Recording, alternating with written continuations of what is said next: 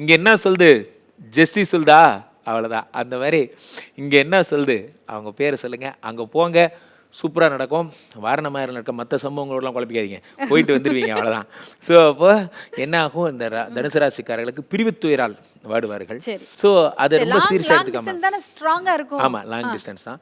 அதை நீங்கள் நிறைய பேர் நெகட்டிவாக எடுத்துக்கிட்டு, சில பேர் நிலவே என்னிடம் நெருங்காதே ஒரு அதெல்லாம் வேணாம், நிலவுக்கு என் மேல், ஐயோ ப்ளீஸ், இந்த சோக சாங் எல்லாத்தையும் விட்டுருங்க.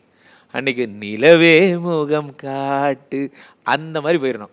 ஸோ அப்போது நீங்கள் ஒரு பிரிவை கூட அவ்வளோ ஜாலியாக எடுத்துக்கணும். 7ஆம் இடத்துல குரு பகவான் வக்கரமாக இருக்கார், இருந்துட்டு போகிறார்.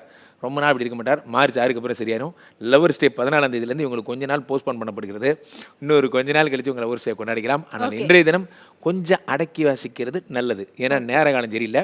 இந்த நேரம் பார்த்து நீங்கள் ஏரோ ஓட்டிங்கன்னா அந்த ஏரோ உங்கள் லவ்வர் மேலே விழுவுறதுக்கு பதிலாக அவங்க வீட்டில் வேறு யார் மேலே ஏதாவது விழுந்தாங்கன்னா அந்த காதல் படத்தில் வர மாதிரி ஒரு சித்தப்பா ஒருத்தர் ஒரு பைக்கில் அந்த சம்பவம் மாதிரி ஏதாவது ஆயிரம் போகுது. அதனால் பார்த்து ஏரோ விடுங்க, யார் மேலே விடுறோன்னு தெரிஞ்சுக்கிட்டு விடுங்க. ஓகே, என்ன கலர் ட்ரெஸ், ஒருவேளை லவ் சொல்லணும்னா என்ன கலர் ட்ரெஸ் போட்டு போய் சொல்லணும்? பச்சை கலர் ட்ரெஸ்ஸு.